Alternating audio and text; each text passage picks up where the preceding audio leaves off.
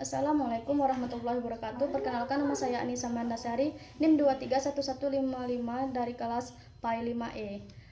Berikut soal yang pertama ialah aspek penekanan kurikulum dalam kurikulum Merdeka adalah pengembangan profil pelajar Pancasila serta literasi numerasi. Menurutmu, mengapa dalam kurikulum Merdeka menekankan pada dua poin tersebut? Jadi, mengapa kurikulum Merdeka menekankan pada profil pelajar Pancasila serta literasi numerasi?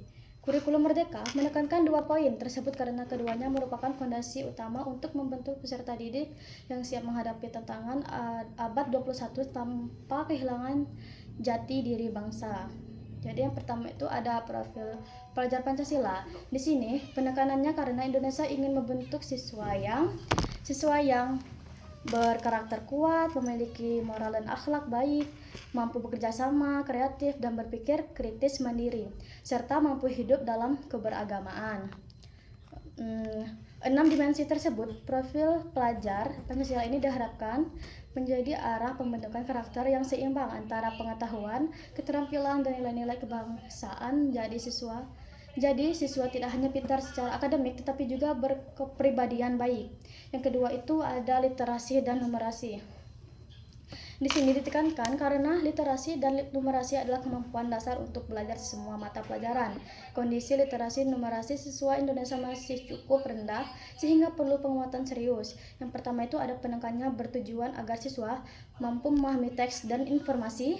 Yang kedua itu ada mampu berpikir logis dan memecahkan masalah. Yang ketiga itu memiliki kemampuan dasar yang diperlukan dalam dunia kerja dan kehidupan sehari-hari.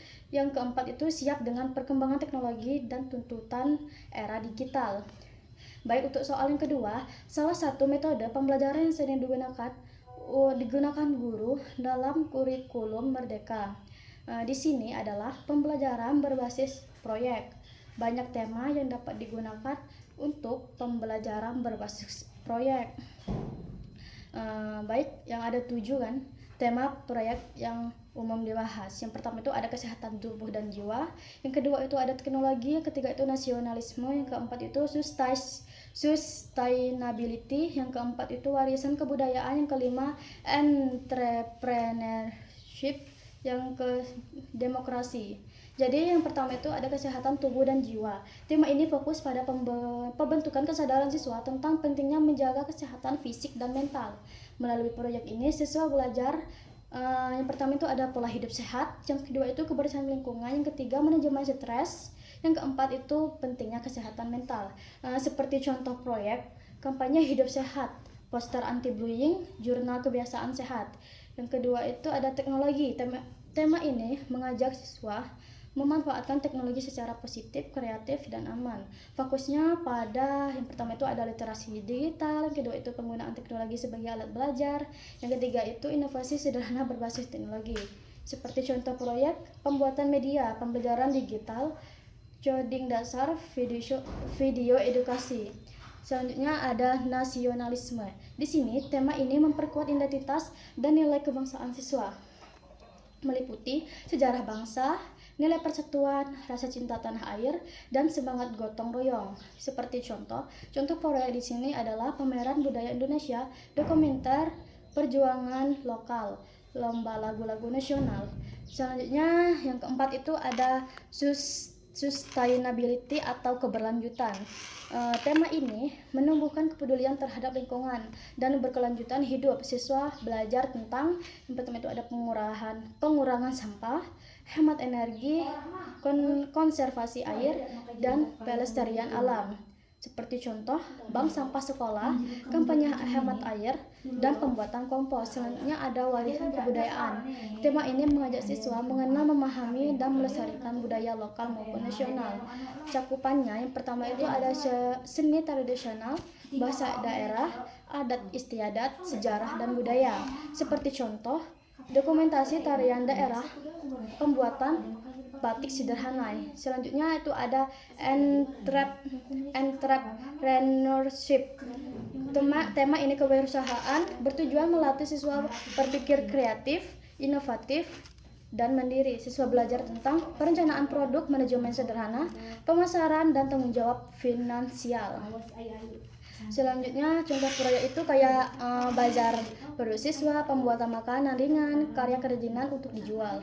Selanjutnya ada demokrasi. Demokrasi ini menanamkan nilai-nilai demokrasi sejak dini, fokusnya pada musyawarah, menghargai pendapat, toleransi, hak dan kewajiban sebagai warga negara.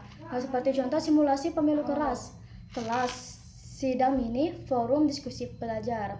Untuk soal yang ketiga, Anda saat ini adalah seorang calon guru PAI.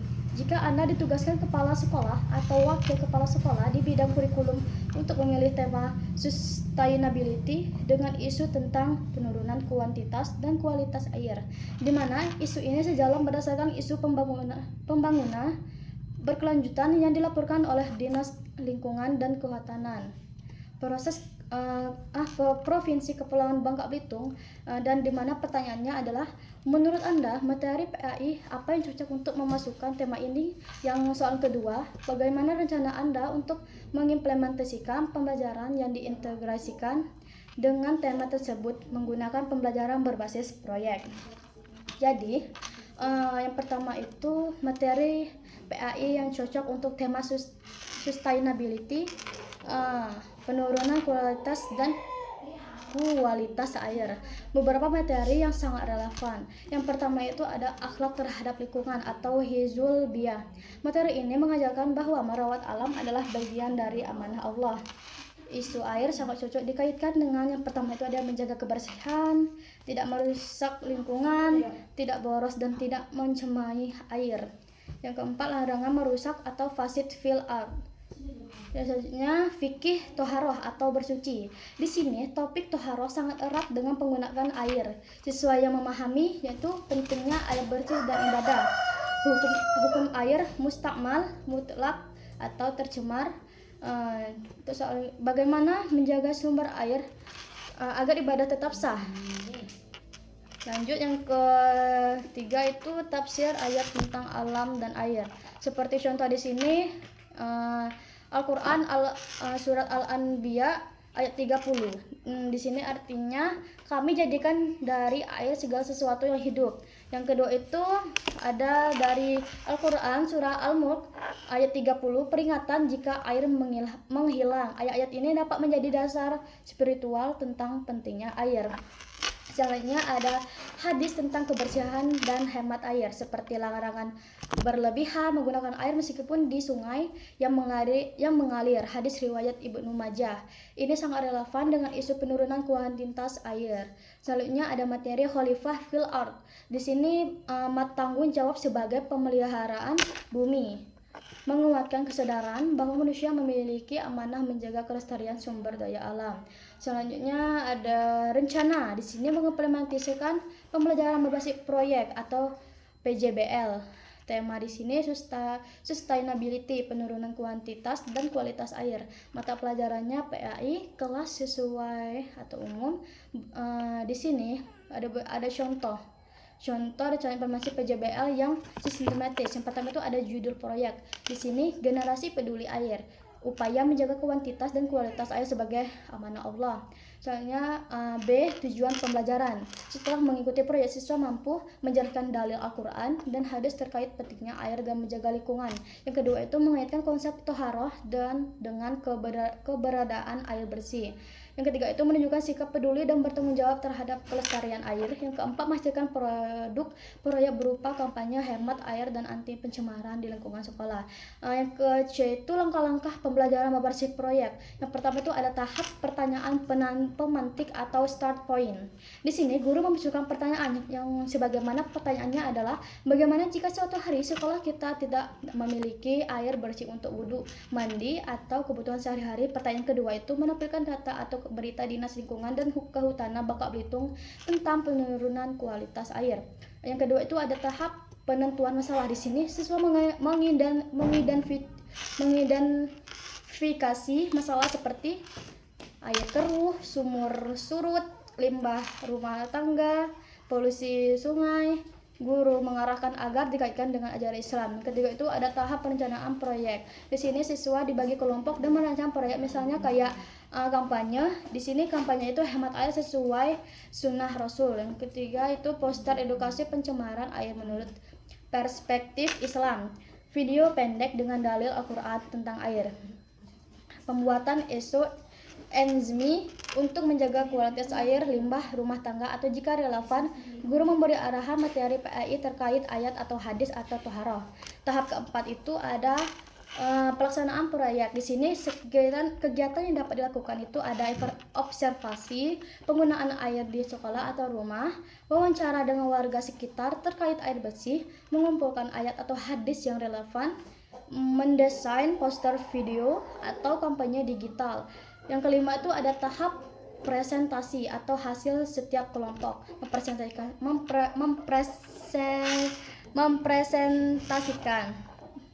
Di sini ada masalah yang ditemukan, yang kedua itu solusi menurut Islam, ketiga produk yang dibuat, yang keempat dampak perubahan yang diinginkan, yang kelima dirasakan di depan kelas atau dipamerkan di sekolah, yang keenam itu ada tahap refleksi. Siswa merefleksikan, yang pertama itu apa yang mereka pelajari tentang ayat dalam Islam, apa perubahan perilaku yang akan mereka lakukan, yang ketiga itu bagaimana proyek ini membantu memahami ajaran PAI, yang keempat guru memberikan umpan balik dan mengaitkannya dengan profil pelajar Pancasila.